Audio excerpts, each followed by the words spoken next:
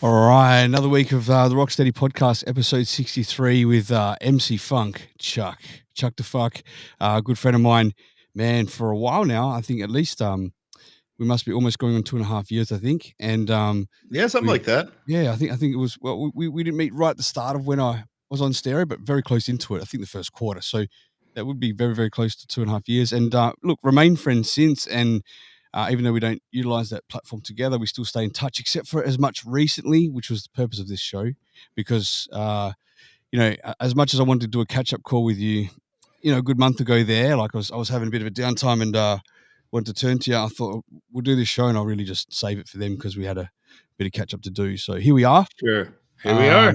Yeah, if anyone is listening, hit the like, hit subscribe, hit the follow, leave a comment, do all that stuff. Helps the algorithm here on whatever platform you're listening on. I think we're on YouTube, Facebook, Twitter, not Twitch this week. We're on Twitter Spaces, though, for the first time. So howdy anyone there. I'm not sure that's got anyone yet, but I hope that's running okay.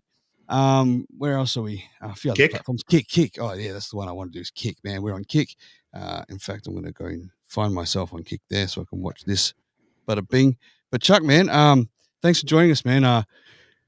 As much as I have to kind of book people in now for these shows a little bit in advance, I also had to book you in advance because of your busy schedule. Yeah, man, life has gotten pretty busy for me. Well, I'll say it's bursty. That's probably a better way to put it. So man, you're a busy guy anyway. I think you're quite structured in what you do, and you're even though you might disagree because I know where we come from. I think you're quite focused, right? But yeah, and you've got this fucking awesome job, which I don't know if we go into or not, or how private that is. Sure. But I know it's a pretty cool thing. Yeah, no, we can get into it. We couldn't talk about your job before, could we? Not a lot, no, but I can talk about a lot of it now. Okay. Do you want to go into that a little bit, because I think that might take me to a couple of questions I do have for your childhood, because for those that know Chuck from stereo before, MC Funk, he just never really got brought up because it was private. I knew a little bit about what you did, but not into the depths of things. You had an agreement where you couldn't speak about it, but now that you're not there, obviously you can't speak about the detail of the work, but you can speak about the job. I can. Oh, you can? Okay. Yeah. I'd love to know a little more then, if I could. Yeah. Yeah. So, I guess, well, I'll lead into where I ended up with how I got there. Sure. So, I've always been, so I guess to kind of start with, I do tech work, and I when for the past really 20 years or so, I've been in software, and I went to Oklahoma State University for computer science, and I actually triple majored in computer science, math, and applied physics.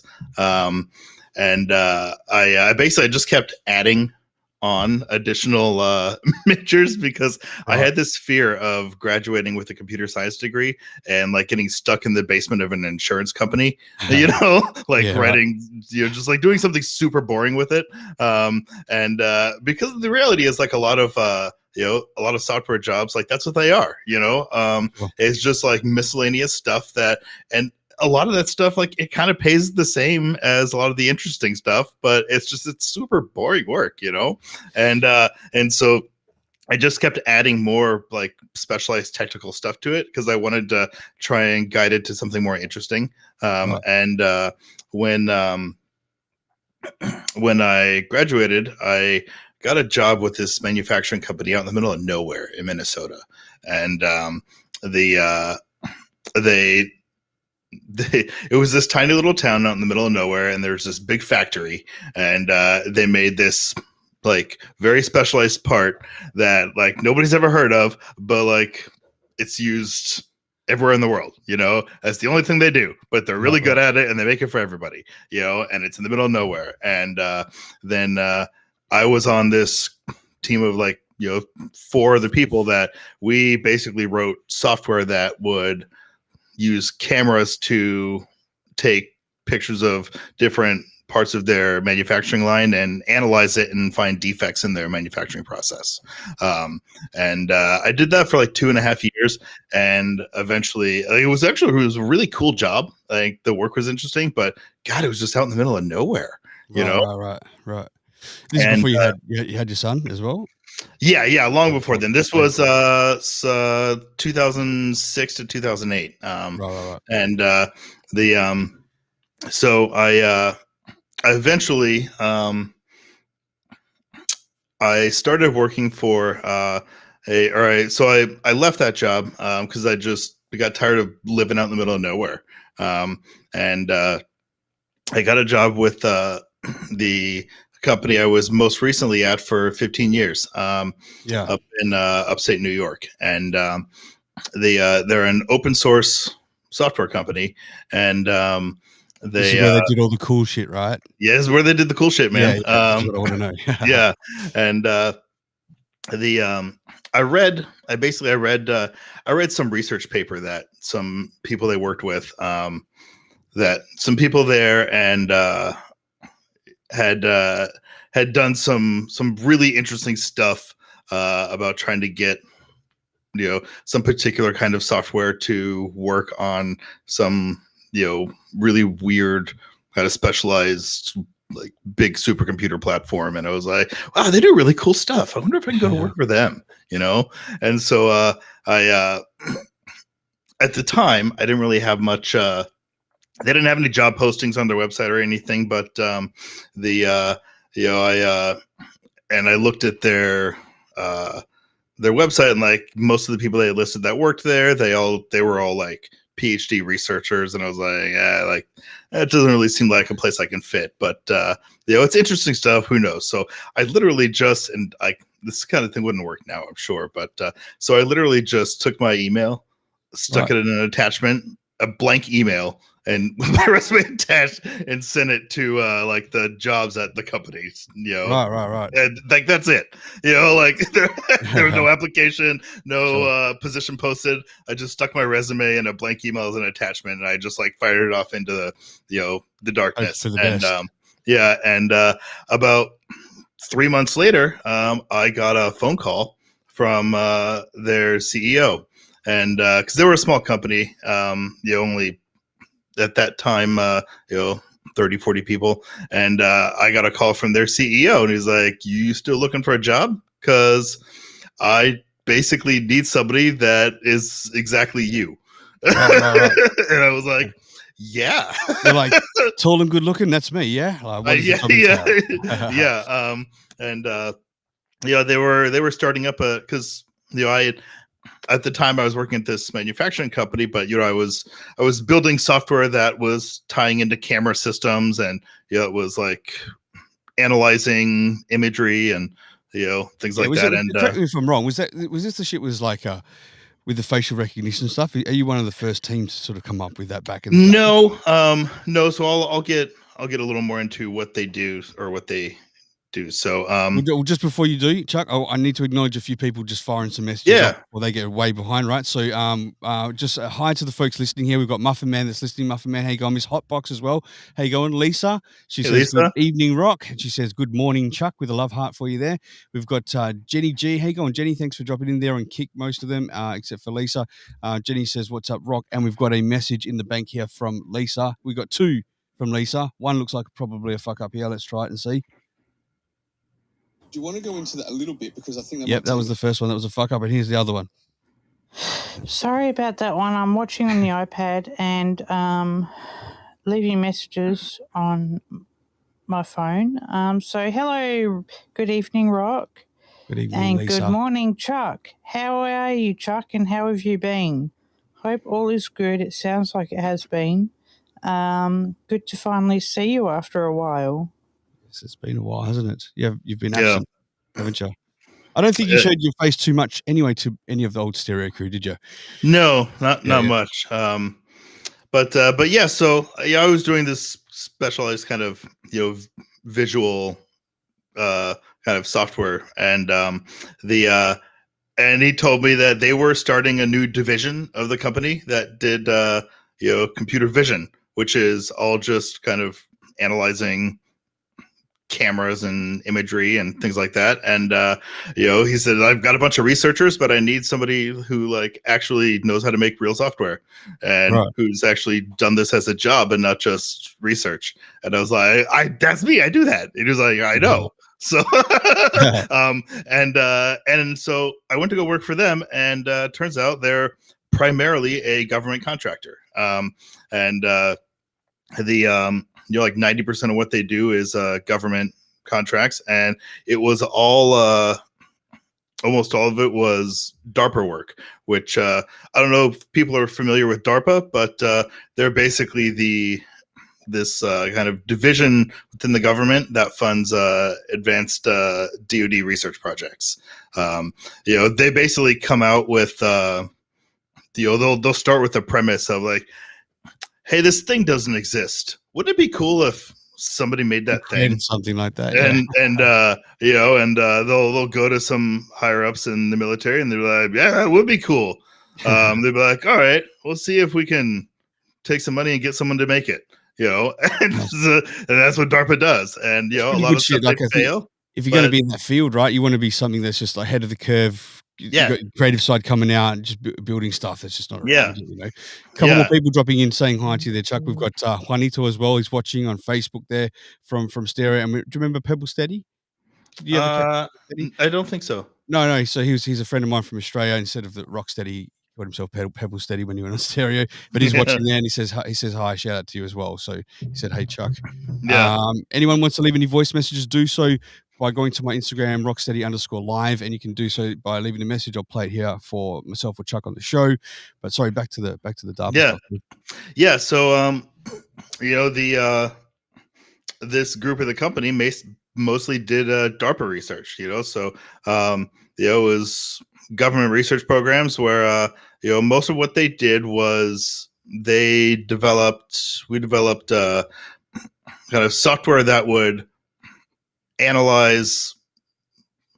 It would do kind of automated analysis on surveillance feeds off like drones and things like that. And is this where like it would look for suspicious activity from people that are walking?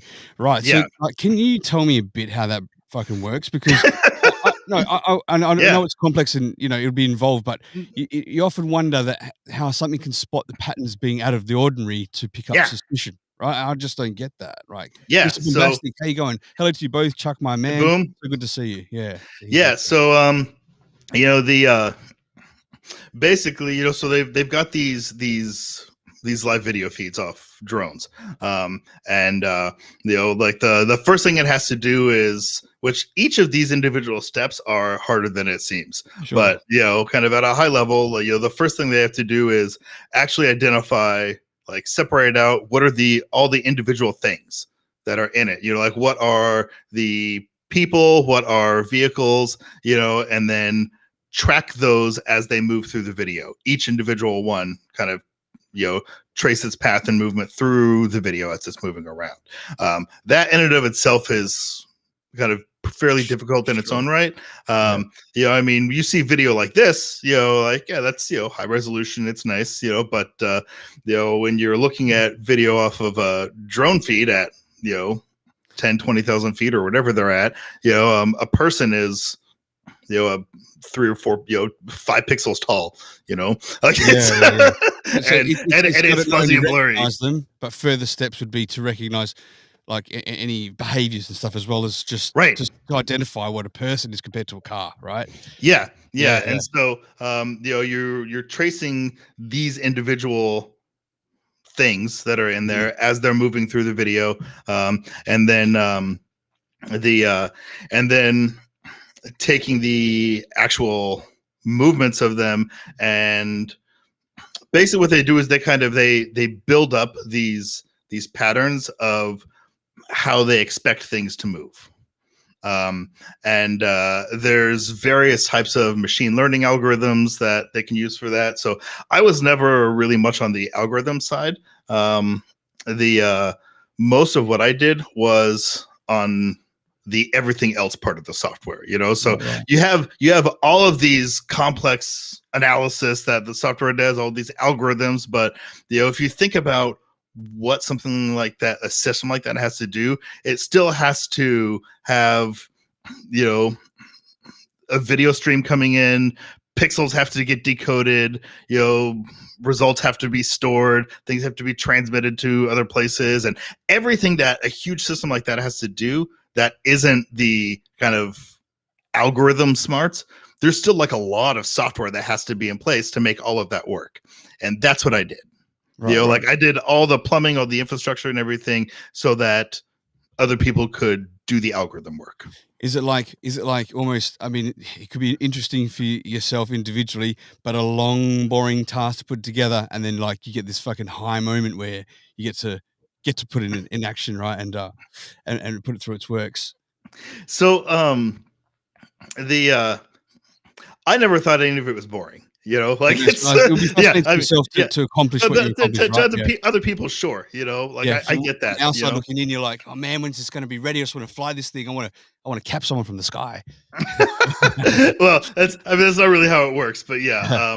The I and know, so but so look what they do is you know, like they'll build these models of how they expect individual people or individual vehicles to move and behave, and then they kind of continuously compare that to what this is doing. Is that a normal expected behavior, or is that some sort of anomalous behavior? You right, right, know, right. and the a couple of times they'd have, so a lot of times they'll use these kind of simulated data sets where they'll have like some several hours recorded of kind of pre-planned activities where you have a bunch of actors just driving around pretending to do stuff, and they'll use that to kind of build their models and test their data with and everything.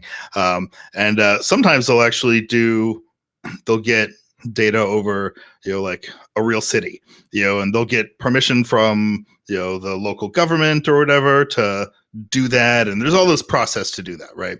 And they had this one data set that was in like downtown, or it was in somewhere in Texas, I don't remember where, but the that you know, it was this aerial surveillance, and then this was like one of their testing data sets, and something really funny happened with it, where in and it was from like really high up, and it was covering, you know, I don't know, like it was a few hours or something, and in this data set of a city, there's like a big field somewhere, you know, and it was like a soccer field or something like that, and somewhere in that time frame there was a guy, like a maintenance worker, mowing the yard, like mowing the Right. grass in the field.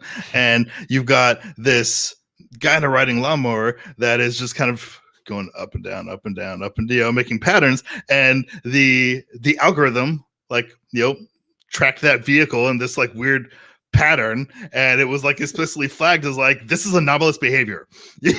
Oh, right. It's like, this isn't a normal thing that cars Sure, do. sure. You Yeah, know, right. like this So this is is there any weird. AI involved in that then? Like artificial Lots, intelligence? lots. Yeah. And So this so was way before it's as popular as yes, it is now, right? yeah, and so this was a long time. It's interesting because the, like, from a technical standpoint, the way all of this works now is like completely different. Like these Mm, algorithms still do the same thing, but way more the advanced. they're way more advanced and they're implemented totally different now, with different techniques. The but this was kind of AI, and it's more, I guess, Infancy. Yeah. not infancy, but No? it was, I How would far say, back are we talking? the previous generation of kind of AI tech than what we see now. A decade or so ago. Yeah, Interesting, yeah. yeah. So Does AI scare you where it's going now? no, the it doesn't. Apart from excite you, because especially if you're techie, right? Eh, I'm fairly techie, but not as techie as you. I get excited for it, but do you not see AI being somewhat destructive with how fast it's going to advance and what its intention might be for like its own survival with humans around? no, I don't. I mean, I think the I'm less concerned with AI as it's what it is and what it can do than I am with kind of the malevolent intent of people to kind of use it to manipulate Sure. other people, and in turn the just general susceptibility of people to being manipulated. That's always going to be out there, right? So this is like almost like Yes. an extra tool out there that can be utilized like that, though, right? So, Yes. the creator of AI that was hired by Google. Did you hear the story about him resigning so he could turn around and warn the world that he's made a big mistake by creating AI because of how fast it's advancing to what he was like, expecting it to do, and so he thought that in the very near future it's got the potential to be quite destructive. And apparently, about 50% of people that are creators of AI believe there's a 70% chance that it will be destructive to humans. So that's quite a high chance of guys that are working on it daily. I mean, we can see the benefits and pluses of it. So here's the thing. I think you cannot stop the forward progression of technology. Yeah, Like I agree with that. it's going to happen. And the I think it is a fool's errand to try and prevent or block the technological advancement of a particular thing, because all that does is put barriers in place for the good actors. Would it You be know, wise to maybe not put blocks on it, but to slow it down because it's moving so fast? It's moving so fucking fast, you can't keep up. but that's the thing. Like you can't. Like all you're going to do is put barriers in place for the people who will choose to act responsibly. Because you're going to say, because you're going to have people who, you're going to have other countries who are bad actors who, who are going to, say, like they're not going to advance us at all. That means we can keep pushing on it and get ahead of them. As there's always going to be people that will push on advancing some sort of technology, and trying to put barriers in place to block it or slow it down or kind of hamper it in any way, I think is a fool's errand. And so the best you can do is put active efforts into kind of beneficial and responsible use of it. Yeah. But trying to hamper its development, I think the only purpose that serves is because that's operating under the assumption that everybody, abides by that, and that everybody, that the, that the global technological, workforce, if you will, agrees, not just this kind of subset of responsible people agree. Like it's I just don't know because how like wise it is. I mean, I know it's coming exactly like you said. Mhm. You can't stop technology; it's the natural progression of it. I just think it's moving super fast, and we can't help that. However, at the end of the day, I think the fact is, and doesn't mean that it will stop it, but I think it's still going to happen. Is that I don't think it's that wise to build something that's smarter than us. That can really control us. Compared, I think we're roaming the earth at the moment, kings of the world, and then the AI can really come along and see that we are like humans are damaging to the planet. We're damaging to ourselves. We war with yeah, each other and things like that's just it's in our nature to do that. But with AI technology, it wouldn't be. They have a much more probably spot on logical way of thinking and go. These guys need to go. We need to bounce them. But what benefit would it be for them to survive on the planet without us anyway? I mean, not that it's beneficial maybe with us, but is right. I it mean, like necessary to not have us too, you're right. I mean, you're kind of asking a more existential question of, like, what is the purpose of existence, and if Mm. our purpose of existence would be the same as an AI's, kind of determined purpose, like self-determined purpose to exist, and but I mean, I think ultimately it's I guess to kind of unwind some of that, I'm not concerned with that, and I think there's certainly a lot of problems and damage that can be done with it, but rather than, I think it's I don't see any use in any utility in trying to halt or restrict that in any way, because not everybody will abide by that. And the much better and I think it would be much better and more fruitful in the long run to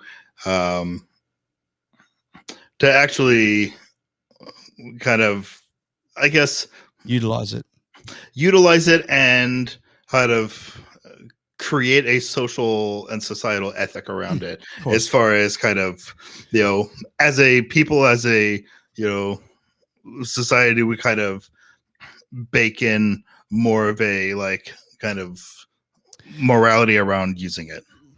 Yeah, I I think everything starts off good like that. Like the intent is good. Catholic Church, No, I don't. Red Cross, all these things. But over time, over enough given time, it's almost like the evil seeps in and works its way to the top in a way, right? It's like, that these things get intercepted over, if it's decades or whatever it is. So the intent is to start off good, but then can have an underlying evil issue. And I think over time, again, like you said, there's bad actors out there that will intercept somehow along that way. And I think once they fuck it for good. Yeah. Yeah. I don't know. We'll see. But Down yeah, the so track. yeah. AI hole. But yeah, so I was in the computer vision group doing basically DoD and defense research projects for let's see, that was about 6 years with them. Then I switched groups at the company to their supercomputing group, where basically, if people don't know, there's these giant computer systems they have at research labs all over that do all sorts of big computer simulations. When you say giant, how big are you talking? For those size of a warehouse. Wow. Yeah. But that, I guess what makes these different than something that like, runs in the cloud, if you will, is that these are kind of purposely built and designed as like to operate as one big machine. Right. And so they use these things to simulate star explosions and but also like weapons development and there's all sorts of stuff. And did you have much VR experience in there when you were doing I did not. The company did a lot of that, but I say a lot, they did some of that. I wasn't involved in that work. Right. But so have you I used it much yourself? Only a little bit. Right. Yeah. My son's got that Oculus. Yeah. And it just blows my mind, and that's only an Oculus compared to other stuff. But I think AI is just really tickles my fancy. Yeah. I think it's fantastic. Yeah. Yeah. So I switched to our supercomputing group, and that was just different government work because that was all with the DOE, the Department of Energy. And a lot of people, if you're not from the U.S., then you might not be familiar. And if you are in the U.S., then there's a misconception that the Department of Energy is like they do, like electricity and like power generation and oil and gas and like just energy. Yeah, they do that, but one of the primary roles of the Department of Energy is nuclear weapons. Right. And most people don't realize that. There's actually this back in it was 2016 or something. 2017, something like that. The governor of Texas was, I think Trump had made him the head of the Department of Energy, and and he was kind of one of these people that, like, parroted a lot of talking points without really knowing what they meant, or like saying things that people thought sounded good, but not actually understanding the reality of what that would mean. Like that. And it's, he was like, we're gonna eliminate the Department of Energy, and like, we're gonna get rid of all these like government agencies. And then he became the head of the Department of Energy, and he's like, oh shit, like their actual, like, half their budget is to make nuclear weapons. Okay, maybe we won't get rid of the Department of Energy. And it's like, yeah, you don't actually know what you're talking about. Like, it's like all these people who they say, well, we're gonna get rid of this, we're gonna do this, and okay, yeah, like you don't actually know what you're talking about, or you're saying things to get people riled up, and like it yeah. So anyways, but the supercomputing work was all DOE. That was all Department of Energy work. And so I switched and I was just writing different types of software for that. And I've always been really interested in, I guess I started my career off doing software, and I became more and more interested in the complexities of the systems that used it than the software itself, and so I kind of shifted my skill set and what I did towards that, and kind of dealing with the underlying complexities of like large systems and weird systems. What was it about that, Chuck? Was it the challenge of trying to actually like work out the puzzle of how to fix it, how to make it work, what would put it together, the running of it? Yeah, I think so. I think just dealing with complex systems and the intricacies of that, I think it's super interesting. So I did that in this. That was still like mostly government work, on these mostly government supercomputer systems, and I was often the guy that they would send out to these like government research labs. I'd go on site for a week and make our stuff go, on their machines, on their systems. I remember there was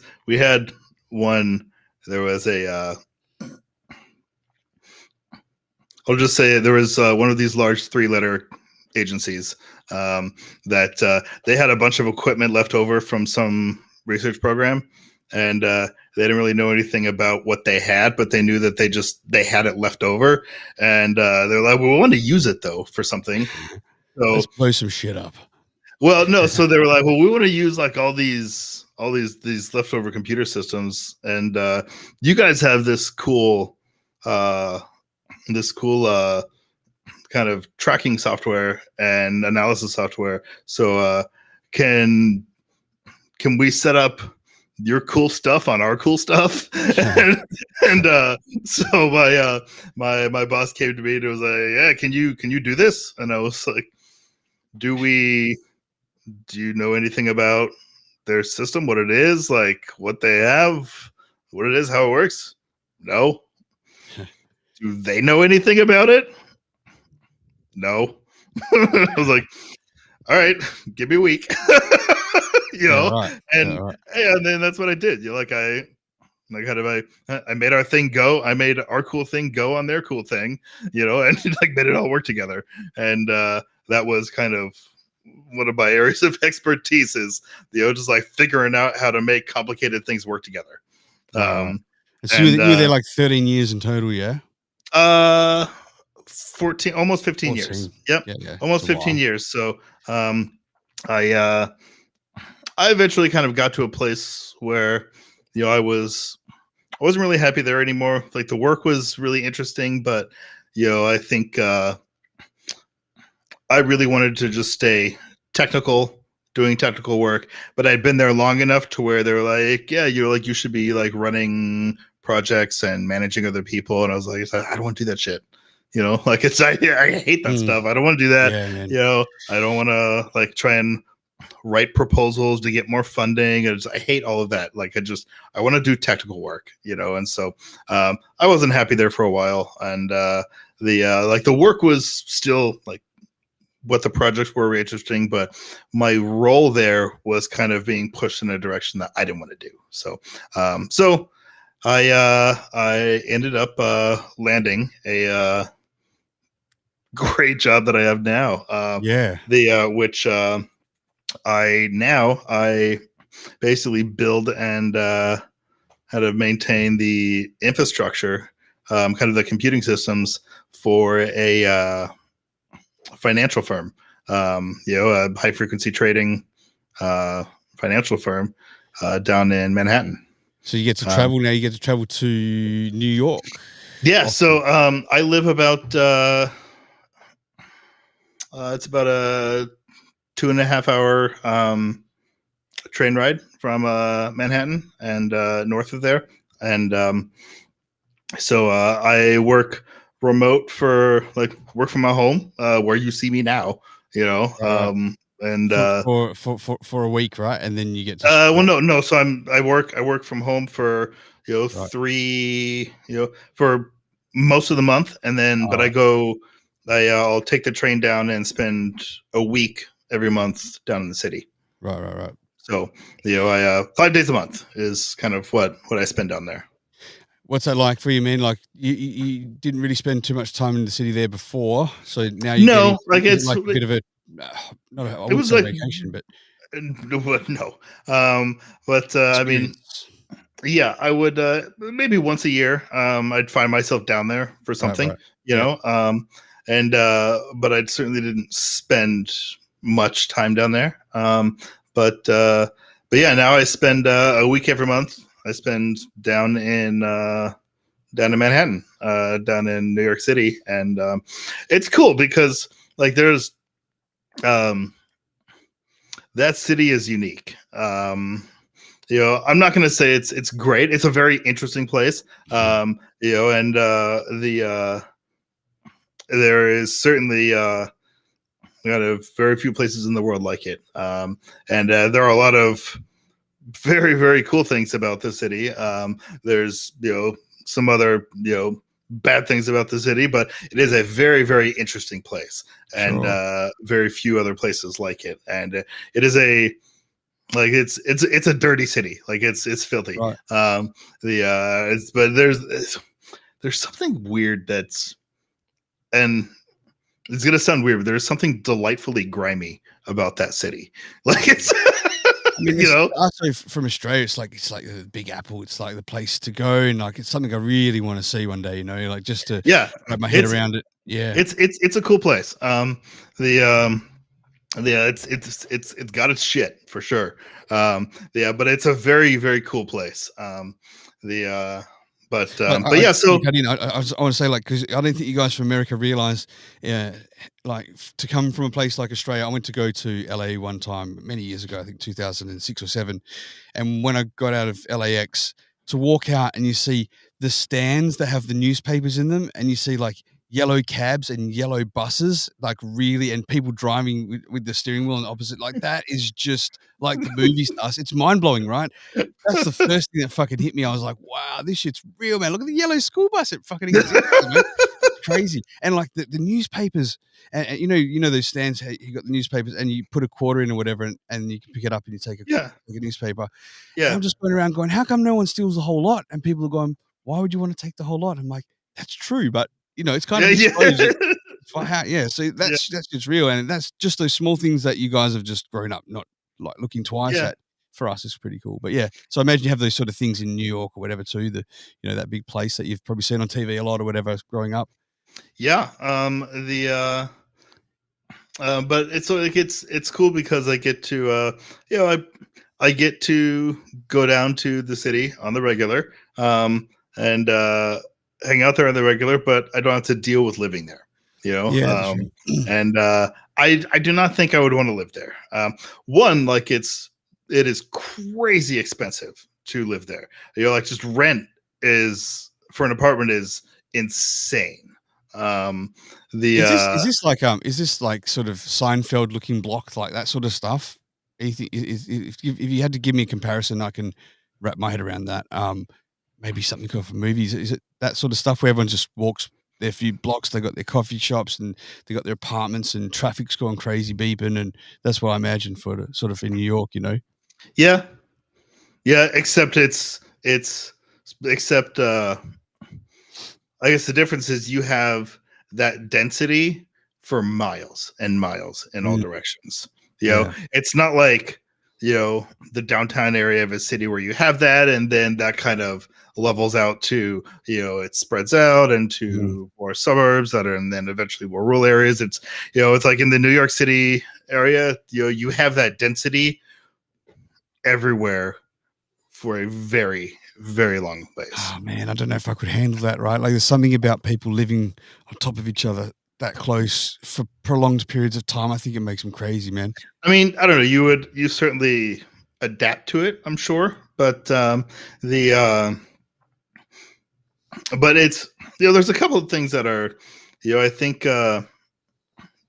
like nobody drives there. I mean, there's a lot of traffic, but if you consider how many people are there, there's not nearly enough space for people to drive everywhere. And Lot so of cabs and stuff then, like taking people to work. I mean, there's a lot of cabs, but the subway system is very effective. You can certainly people make their case about kind of the problems with the subway. It's maybe it's certainly kind of filthy. That's kind of gross, and there's a safety and danger aspect that a lot of people highlight. I've never really had a problem with it, but you've got homeless problems with especially people living underground in the subway stations and but as far as transit goes, it's a very effective and the buses work well and but like nobody drives anywhere. Mm, And I think people who are used to in the United States, like where you drive everywhere. I think people don't quite realize how nice it is, like not having to drive everywhere. Like mm. that's really nice, like it's that's What's really it's nice, I don't know. I and being think able to get everywhere in the city, yeah, not yeah, yeah. just like what is within a walkable distance, easily, what is, or like maybe go farther out to a easy distance to ride a bike, and it's like no, like anywhere in the city, is accessible within you know 30-40 minutes or so on mass transit. Do you guys have That's those, great. like, those electronic scooters now around everywhere, zipping around? We've got them like crazy here in Australia. Everyone's just got those electric scooters. Yeah, those are a thing. Yeah, yeah, yeah. They're a big time thing here. Um, Yeah, it's like a phase everyone's going through, and a lot of kids are because of the legalities of how it's licensed on yeah. the road right now. Kids can ride it, and there's a lot of like teens that are crashing and dying, because they have no Mhm. helmets and the way that it's designed. So it's a big thing over here, man. I think they're super fucking dangerous, but they're convenient for things like that in the city, right? Yeah, yeah.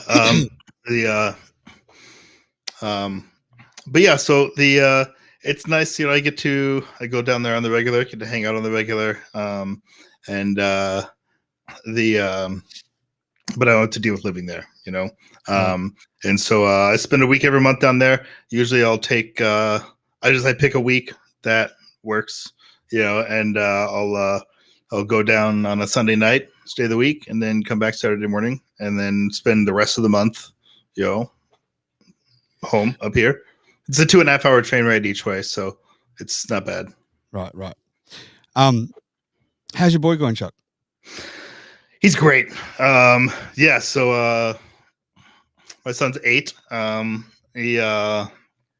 He's awesome. Um, I lined my trips up with down to the city with his mom and I split a couple years ago and several years ago, and but we still like each other, so we get along really well. And but he kind of trades off a week with me, a week with her, a week with me, a week with her, and so I line up my trips down to the city with a week. He's already going to be with his mom, so I don't miss out on any time with him. Yeah.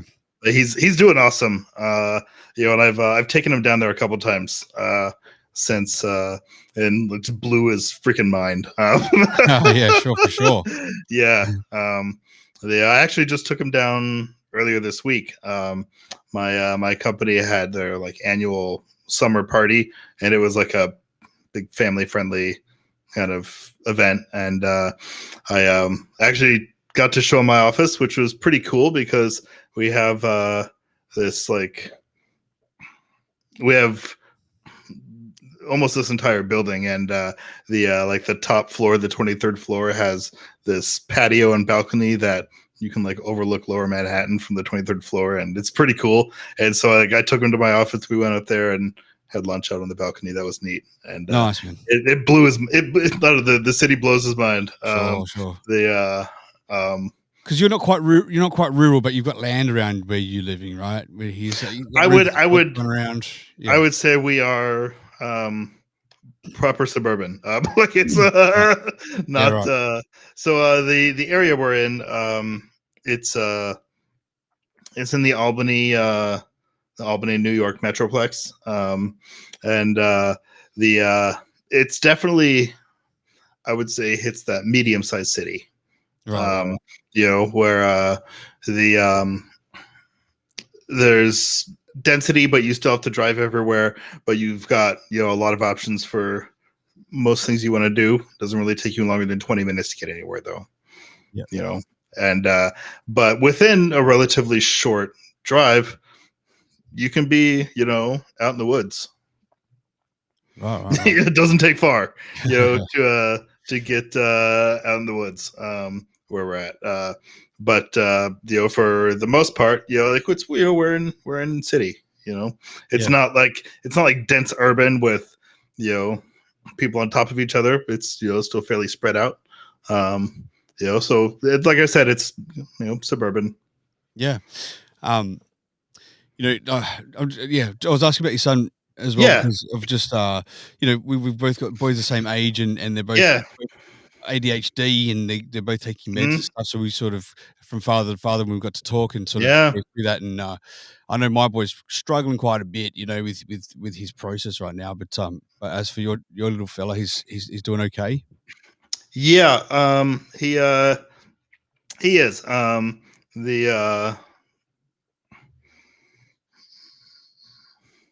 It's interesting. It's interesting watching him grow up and seeing some of the things he struggles with that. And because so much of it is familiar, that was something I struggled with a lot as a kid growing up. And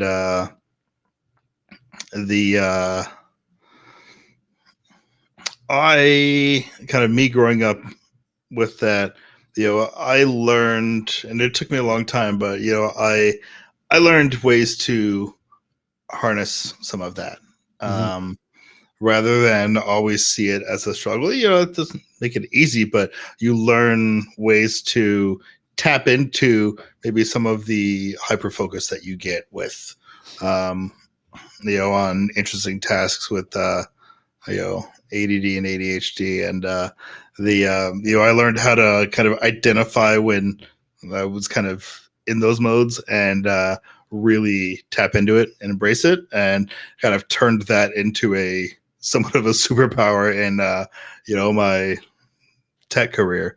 But and I think he is kind of learning.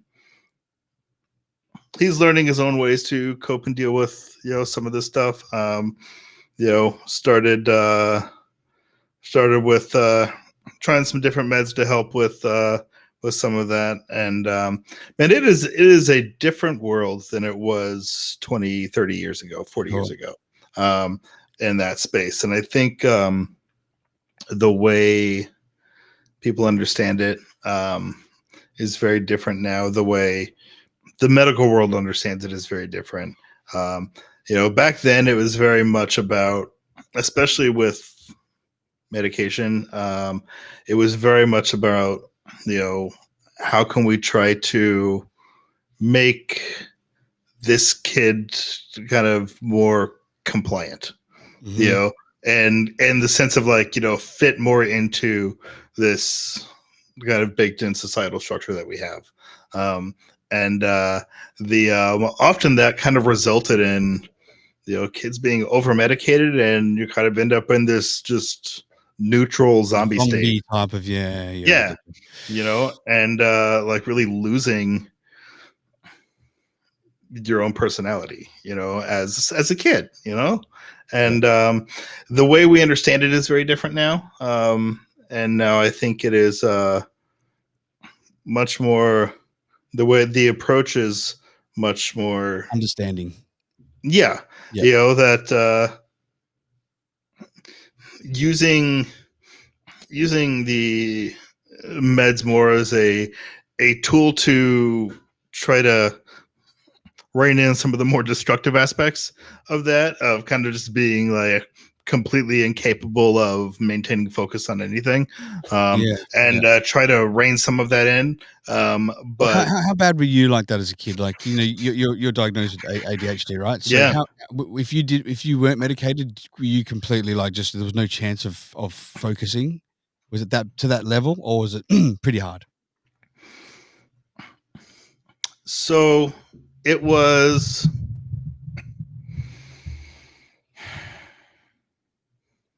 I'm trying to think.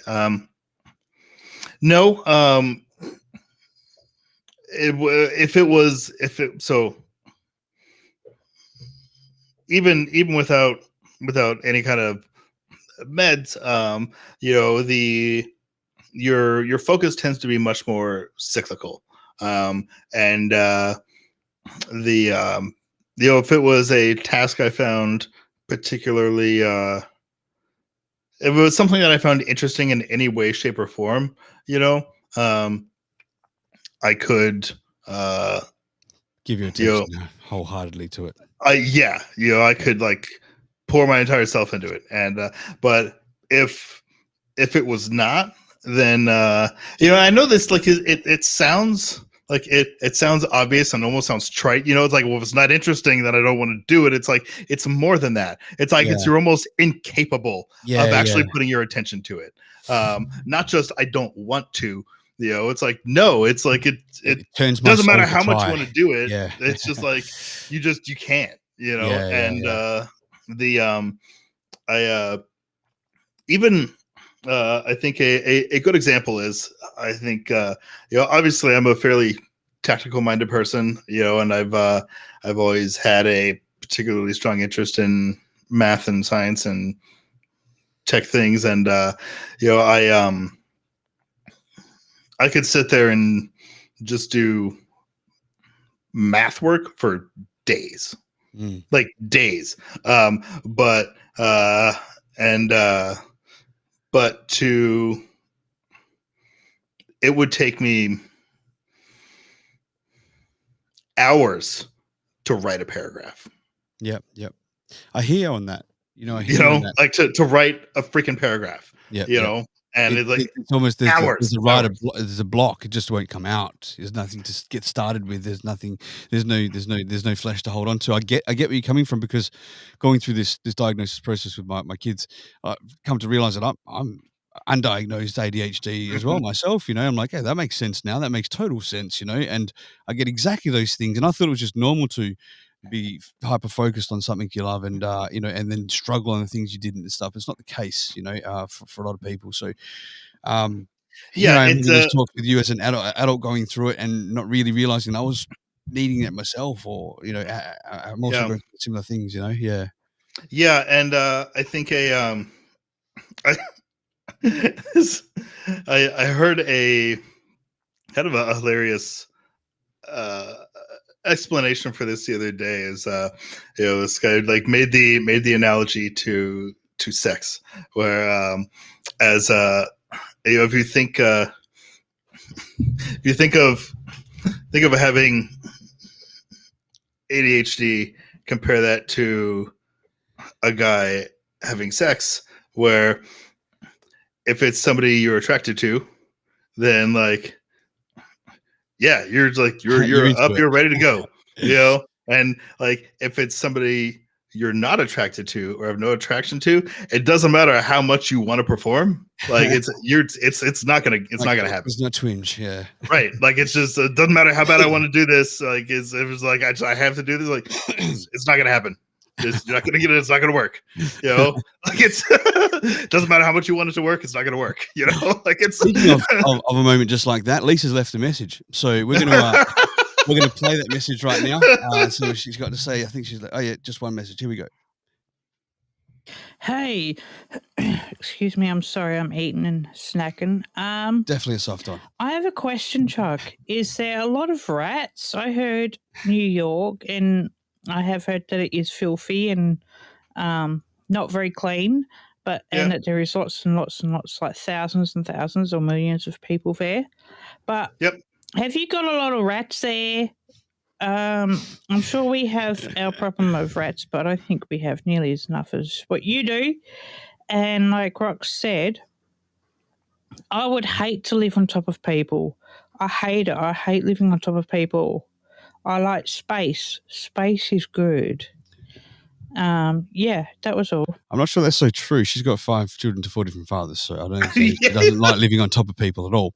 But thanks for that, Lisa. Thank you very much. Maybe under people, but not on top. I don't know. Sorry, that was living in me instead of around me. That was a bad joke. My bad. Sorry.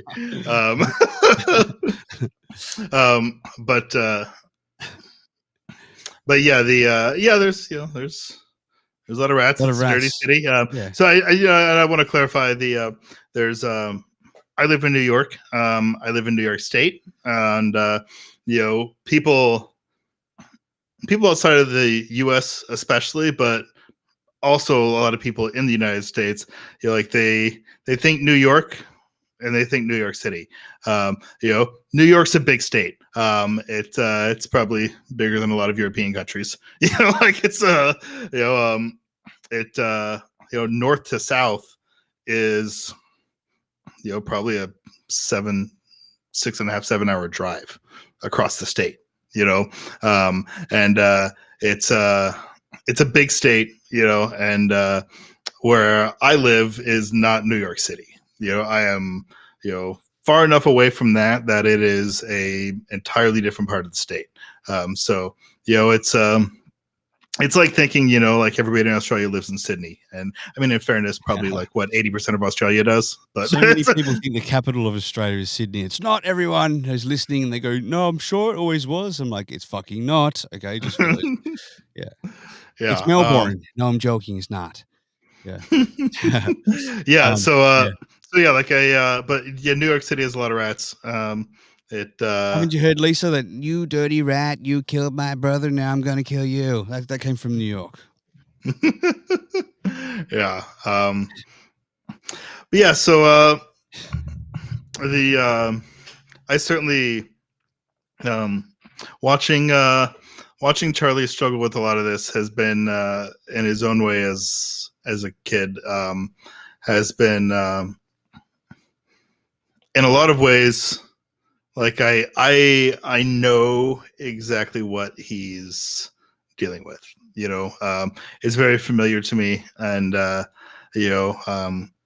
so I can help him with a lot of that. But like it is also hard, like as a parent. Do you struggle and react with frustration at times and things like that, or not? Yeah. Like I feel like this is it gets on my nerves eventually, because there's only so much patience you can have, and it's these times where you lash back out to try and put them in place because you haven't been able to fill your own cup up, right? And then you feel like you should parent, but I think like I'm like, not that I'm hoping everyone's going through that, but it's like it's not just me doing that, No, like that is parenting, they they push to find where the limits are, and then they find them. Like they cross that line and they fucking jump on it and piss on it and they just antagonize it, man. Ooh, yeah. do they ever? And they find it. Yep. And then like you feel like a shit parent for but like it's parenting, man. It's tough. Man. Yeah, we're going to, I think right now this year has been the toughest year since we've had kids, for sure. Even after knowing and confirming the things that they're going through, seems to have gotten 10 times worse. And, just to throw, spanner in the works with that stuff. My son was getting medicated too. He was on this tablet called Vivance, and he ended up having a side effect, a psychosis side effect from it. Right? Oh, Jesus! He totally lost his shit. Right? And since then, his anxiety just went through the fucking roof. He can't be away from. I can hear him inside now. Still. Dad, like waiting for me to come in from the podcast. That's what it's like. He's like afraid all the time. And okay, I get that. Young mind is difficult to understand what the psychosis moment is, to even comprehend or fathom it or how to deal with that. Right? I think as an adult I could deal with that, but as a kid, to then to not be able to I don't know, have any confidence in what he's doing from that point forth. So he's latched on to me like 24/7. And I don't mean that because he goes to school in the day and stuff like that. But then I'm at work, and sort of when I get home from work, he's there, and he's there. I love him, of course. I'm there for him. But it's like when it's time for bed, everything. He's got to sleep with me. He's got to he's actually got to the point. He's got to touch me. He can't even just lay next to me because his anxiety gets that high if he's not touching. That's tough, man. Yeah, and like. Okay, at the start and a couple of weeks in, a few weeks in, but when it starts to get on and on and on, you can't have any fucking time to yourself, like all night long. It's like, man, I'm fucking bursting at the seams here, I just don't know where I can recharge from, man, and I can hear him inside now. He's still flipping out, man, because he's worried when he's not around me. It's like it's got that intense, and yeah, that's probably a bit more compounded with the medication for ADHD, but then with the ASD as well, sort of thing. So it's just a whole fucking nightmare unfolding, really, eh? Yeah. Yeah. So with Charlie, that for those who don't know this, as my son's name, I'm Chuck, but I'm the third actually, right. And so I'm the third, and my son Charlie is the fourth. So right.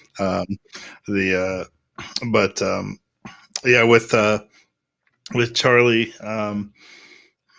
something that we learned in this past year was what a world of difference the right kind of teacher at school can make. Oh, I'm agreeing with you there. We have the fantastic one. Well, so because the year prior was a bad year, right, and with his teacher, she very much saw him as like someone she had to deal with. Right. Okay, like this kid is like does not fit into the box that I can shoehorn all my other students into. Sure. And so that's a problem, and it kind of compounded any kind of interaction with him as like a problem. And it was a really hard year, and it ended up as like, all right, we got to get through this year, and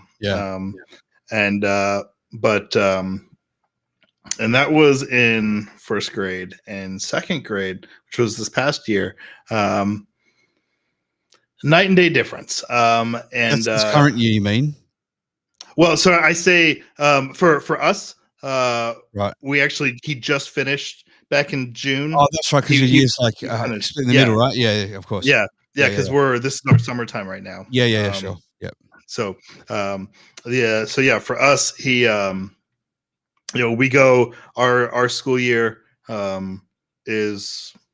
starts in September and goes until June. That is just mental to me. I can't believe that. Ours is start of the year and finished at the end, right? But like yours starts crossover. It's like holy shit. Yeah. But and remember we got hot Christmases too. Yeah. Yeah. So for Shout out to Brian Roosevelt. He's watching on Facebook. yeah, and but and that different parts of the country actually shift their schedule slightly, so it can shift by like a month or so, but that's Right. about it. And you're like in Oklahoma, where my family is, they go from like middle of August through middle of May instead of September through June. They're shifted by a month, Right. And but it's still like, August, September ish, wrap around to May, June ish. So we're in the summer right now between second and third grade. Right. Yep. No, and I think we're getting to almost 3/4 of the way through the year. Yep. Yeah. For our kids. But his teacher last year was totally different, and very, very much kind of embracing the things that he was good at, and kind of trying to encourage that, and working to kind of mitigate and redirect some of the struggles, but really highlighting and embracing the positive aspects of it, and that makes a world of difference, because it's somewhere where they spend all their day, and when they spend their whole day there, then that really they need someone to set that example when they're spending so many hours there, right? Like all day. And totally, if you've got someone that's ignoring them or making them feel fear or not giving them confidence, that's not building a good stable base for them for their future. Just want to give a shout out to Ryan Best. If anyone's in Phuket, Ink Machine in Phuket is a fucking top tattoo place to go and see, so go and check him out. Go give him a follow on Facebook and on Instagram. Inked Machine. Sorry, go back to that. So I totally agree, man. My son's teacher this year, shout out Miss M. She's just awesome, man. She's just so in tune with them and patient that my son would rather be there and get that comfort than at home. Like, that's how he feels. He's like, I think he admires her so much, and he wants to impress her all the time, which is really, really cool. They don't have that. I'm not sure where they're getting that learning from.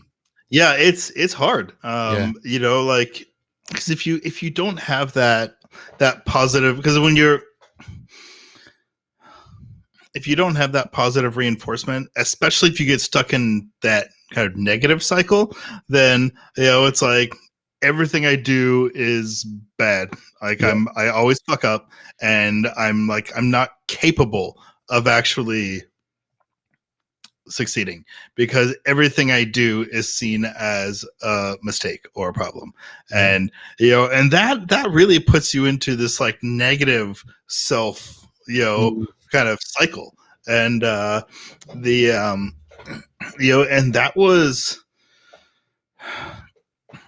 that was something that we really had to reinforce with Charlie in the kind of past in the previous school year, that that's not who you are, and you don't have to this is a bad interaction you have at school, and this is where you spend most of your day. Yes, but that does not mean that you are not capable of doing good things and succeeding at things. And but it was like, when that's constantly reinforced in this negative loop, like throughout most of your day, then you're like, that puts you in a bad space. It does, man. And see, just that talk you had then is like information for me, because you've got that wisdom from going through that as a child, and then to see it happening to your child, so you know what to say there. Whereas I probably wasn't aware of me having this issue till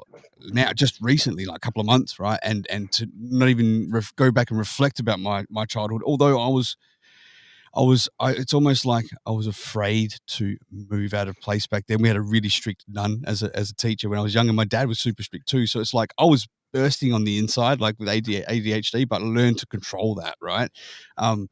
Whereas I can see that my kid can't. He really, really struggles. So I will have those talks with him, man. Like, this is like a parenting thing that we got to say, just got to teach me just then to give that positive reinforcement in that way. And it's not who you are. It's not what you are.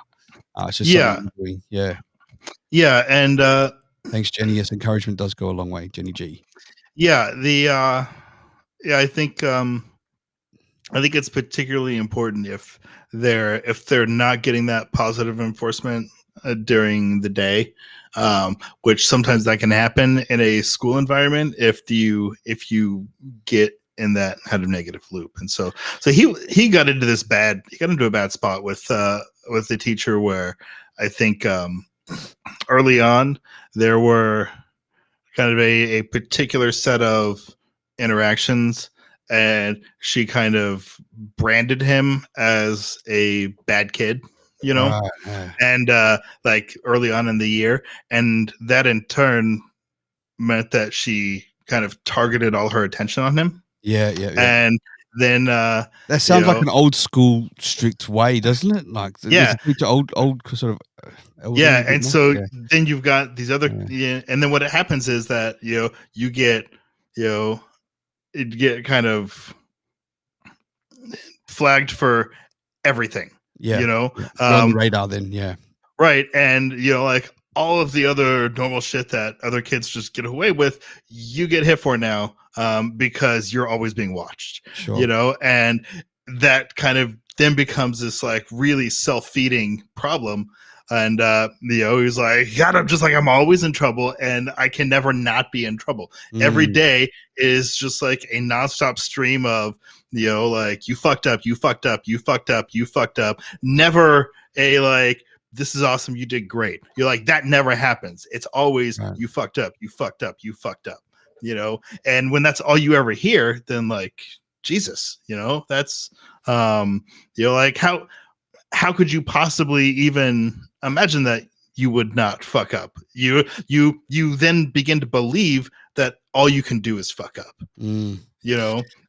Jenny G said, Max, this has been my whole life. So she's gone through that sort of stuff as well. Yeah. Yeah. And so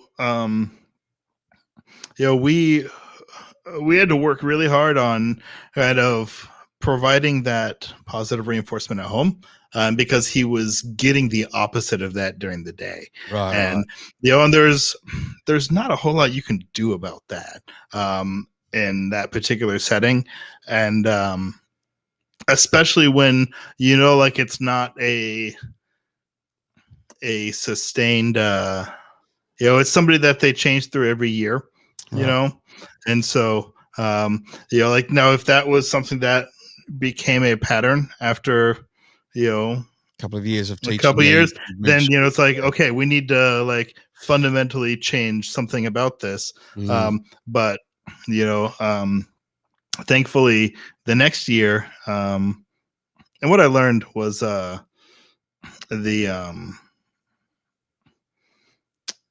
his teacher this past year, and we learned in like one of the parent teacher conferences, like her own kid, she deals with this with her own kid. And so she was naturally much more in tune and understanding with with him. This is the current teacher or the one that was giving him a hard time? This is, well, I say current, most recent, because he's not in school right now. It's the summer, but the most recent one, the good one. Her own kid has this, and she was much more in tune with how to deal with it. It is a learning process, man. If you don't know, the only way you react is with, because you feel like you've tried everything, so you feel like you're out of answers, and the frustration comes out, right? So I do get why parents lose their shit. I get that. It's not the answer. However, like, I don't think that they're only doing that because they don't know what the answer is. And it really is a long learning process with a lot of patience, and you really have to lay down some sort of structure and tools to be able to go and recharge your battery, to be able to deal with that one that's draining you out and sanity about you. It's a hard gig, man. Question having kids, everyone out there. Question having them. I know they're amazing. They are amazing, right? But they are fucking difficult. They are hard work, man. especially this day and I age snipped where that shit. So yeah. I'm good with the one. Not happening. No, not making any more babies for me. Well, I've got two, right? And Yeah. the older one's difficult. The second one, she can be difficult, but the times that she's not, she's a fucking angel. I wish I had 100 of her, right? It's just different. They've got different personalities and things like that. Yeah. Um, but all in all, it's a hard gig regardless. And people. I know there's a buddy of mine out there. Shout out Wilkes. That thought that he was going to have kids and still do the things he need to do, still go out with the boys and all that shit. I'm like, you failed, man, because you can't do that. Because it's just you got to dedicate your fucking life to them. You got to give them all of your attention. And that's what he does now because that's what you got to do. It's funny. Yeah. Yeah. Yeah. But yeah. So he's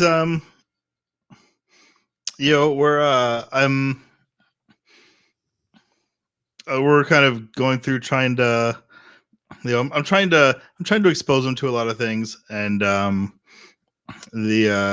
kind of help him discover where his interests are. And What's he into at his age these days? I don't. It's funny, people ask that, and but there doesn't seem to be anything in particular that he's really latched onto. Does he get bored easy at home? It's super easy. Yeah, super easy. And I think so. He recently, this summer, he started. I've given him some more autonomy and freedom, and and I got him a mountain bike. He's got a new bike, and we live in where we live is a it's a pretty safe neighborhood. There's not traffic, and as far as how far the neighborhood goes, like it's pretty limited to a few blocks. But it's it's not like interconnected with a bunch of stuff. There's like a main busy road, and then there's like a few blocks off of that comprise the neighborhood with a couple of streets. And so we've I've kind of given him freedom and autonomy to ride his bike around the neighborhood on his own without me. It's like, okay, the boundaries, just don't leave the neighborhood. Sure. You can ride around here, and it's a fairly close space, and I've really kind of throughout his life raising him, we've really tried to, his mom and I both, I think, really tried to push on helping him build his own autonomy. And even in just decision making, don't tell him what the answer to problems are. Instead, try to give him the tools to solve his own problems. Sure. And so like I've tried to find opportunities to give him freedom and autonomy when we can, and so this summer, being a little bit older now, and the neighborhood being a fairly closed off space, he'll especially on the weekends, it's like, okay, weather's nice outside, you've got a watch, it's got an alarm on it, all right, be home in 2 hours. Right. I love that, man, because that's what we did when we were kids. We used to go away on a Saturday and come back at dinner time, man, and we'd be away playing at park and around the whole neighborhood all day, right? But these days, it's like no one lets their kid do that around here, and we're not in a dangerous part of town or anything, but it's become a bit of a dangerous world, or the world's become more aware of the dangers that probably happened back then when we didn't have internet, and so those words spread. You've got people that kidnap kids and things like that.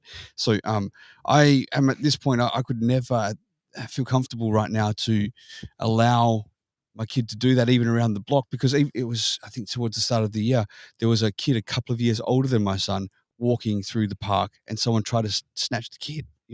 He got away, and I think he went to my kid's school, or it's a school up the road from here.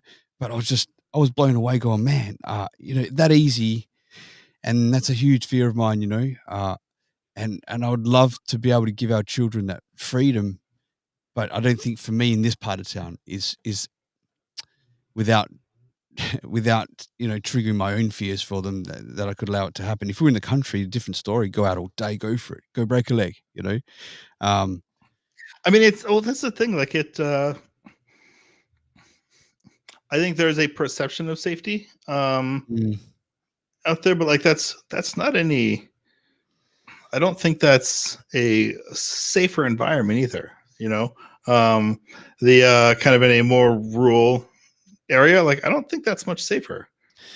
You think I don't know. I'm comparing to Aussie farms here. There's some places that have got like 300 or 300,000 acres. Oh well, yeah. I mean, like if there's nobody out there, yeah, sure, yeah. That's what I'm talking. Like go on farms and go, ride their motorbikes up the road to their neighbors, type of thing. But over here now in the suburbs, there's kids that walk around. It's cool, and I think that for the most part, most people do look out for the kids, right? You're looking out for your neighbors, but it's just that one fucking asshole that comes along and no one's looking, and that kid's gone. And I think I'm a bit like Elvis in that respect. Like I watch too much of the stuff that's going on in the world, and it's built fear in myself about how rife it is in the world to even like feel like I could expose my kid to something like that, and so that's me feeling my own mind with fears, I guess, too, but being quite aware that it's around everywhere, we just got to be careful.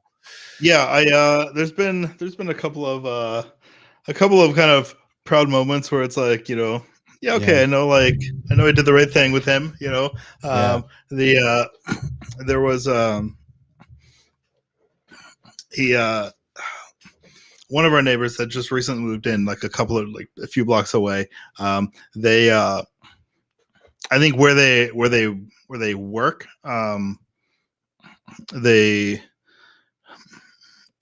work at like a factory or a store or something that like does bakery stuff, and so like they always have like packages like for extra like desserts and things like that that they'll just like bring home. Yeah. And but I've interacted with them a few times. I don't know them, Charlie certainly doesn't know them, and he came home the other day, and and he was the people up the street a couple blocks away. They tried to give me some cookies and desserts, and I told them no, I wasn't allowed to because I didn't know them. And and they said, well, he said, I told him I'm not allowed to. My dad won't let me. And they said, well, that's okay, you can just not tell him. And I said no, and I left. And I'm thinking like, okay, like, A, I'm proud of him for not taking that from a stranger. 2, that's a fucked up thing to say to a kid. Like I've met them, I've interacted with them, like they're nice people.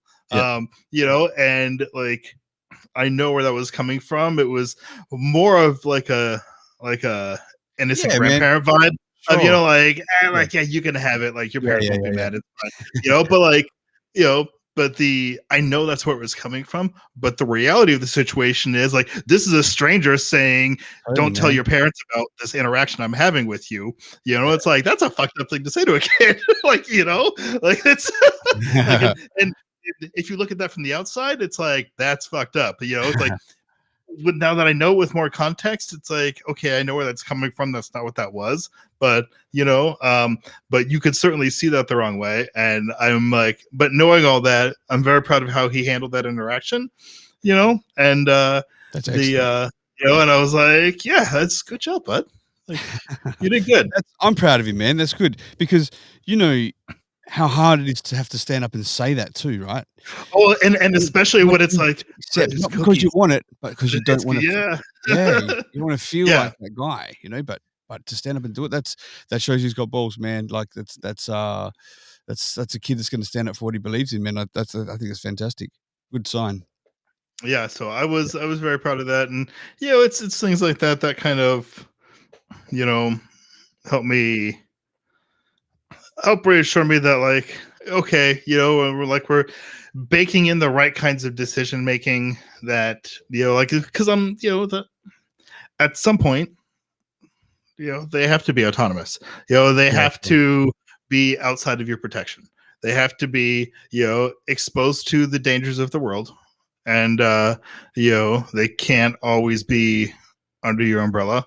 And you need to find ways to give them that autonomy while staying within reach, and give them the space to fuck up. sure. I'm a strong believer of that, man. My wife is not, right. Like she kind of babies them too much, and I want them to make mistakes, and I want them to slip and hurt their knee, and I want them to do these things because that's how they learn, right? And right now, I feel like my son's gone so far backwards. I don't even know how to give him that first step anymore, which he was taking before, like a normal progression as a father, what you're teaching your son. But like he slipped so far back, he's almost frozen like a deer in a headlight in that spot, and I'm just racking my brain on how to break him free again. But I'm up against a rock and a hard place right now. I don't know what to do.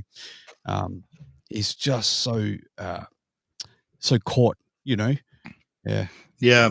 The I'll tell you what's been interesting is so we have a dog. Knuckles. He's a big dog. Him and Charlie have quite a strong bond together. That's been really interesting to watch play out and develop. Because that dog loves that kid, and he's big. He's as big as Charlie is. He's probably it's been a while since I've weighed him, but he's probably 100 pounds, close to it. Wow.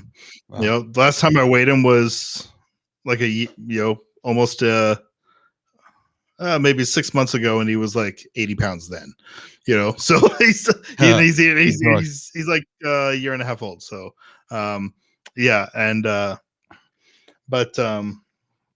and he's the half German Shepherd, half mystery. Who knows what it is. Bits everything. Yeah, but that dog, he loves other dogs. He does not like other people, strangers in particular.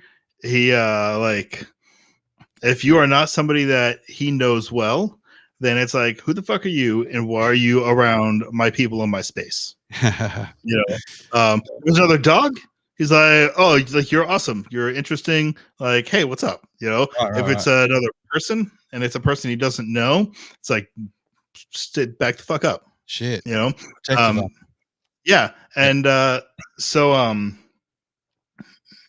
the a lot of times when if we go out, we'll go on kind of, we've got a lot of wooded areas around us, and if we'll go kind of, we'll like to go exploring, like we'll go to places that, like, maybe there's a trail, maybe not, and we'll just kind of go, like, roam around the woods for a while. Yeah, I love that you guys do that. Have a trail or maybe not, and so good.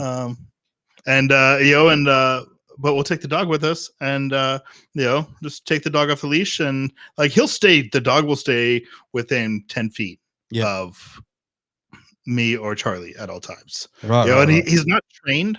It's just like, he'll, unless he, like, if he catches a squirrel, he'll tear off after the squirrel, and as soon as the squirrel's gone up the tree, then he'll come right back. Yeah, right. But so Charlie will just, like, we'll be out rowing around somewhere, and Charlie will just be, like, running off into, like, the woods on, like, every random side area that he finds interesting. Knuckles stays right by his side, and they're like these two explorer buddies together. But that also kind of gives him this sense of, like, he's not by himself. He's got a buddy with him. Yeah. Even if it's him and the dog. And I also know that now, granted, like we're on the woods, there's no other people around, but like I have zero doubts that that dog would protect the shit out of that kid. Yeah, sure. They form this bond, and it's amazing between an animal and a kid or a person like that. And if he's got that protective mode in him ready, for sure, there's no doubt, right? Yeah. And so I think that has helped give him some. I found kind of that to find kind of safe areas to give him autonomy with low risk. Like when he was younger, like much younger, he was like 5. Then we'd go like hanging out, kind of roaming around in the woods, and it's like, yeah, like it's as long as you're within sight, go. Yep. Just make sure that I'm in sight, you're in sight, and go. And then like that's a safe area. There's no other people around. I need to worry about someone coming up and trying to kidnap him. It's like just go play. Like the worst thing has happened is that he might hurt himself in the woods. Which like acceptable. Okay, there's danger, there's risk there, but that's also just part of being a kid. Is it's okay. You might fall and cut yourself on sticks. Like you get scraped up, you get banged up. You might hurt yourself a lot. Like, but okay, that's part of being a kid. Is like. It's grazing that knee, man. I agree with you 100%. But and doing it in those environments, I think gave him, and like just building up a pattern of like giving him like total self autonomy in safe spaces like that, and kind of areas where like he can roam and explore with like without a like risk of danger from other people, had given him a lot of confidence of like being able to just navigate a space that he doesn't know without having to have me show him where to go. Mm-hmm. And kind of even just doing that in the woods within eyesight, but doing that in a lot of spaces that he didn't know, he was unfamiliar with, in new places for a couple of years. And, he kind of builds that confidence of like self-autonomy. And now, it's like, okay, I can just like interact with parts of the world on my own now without having to be right next to my dad, because I know how to do that. That's a great thing, man.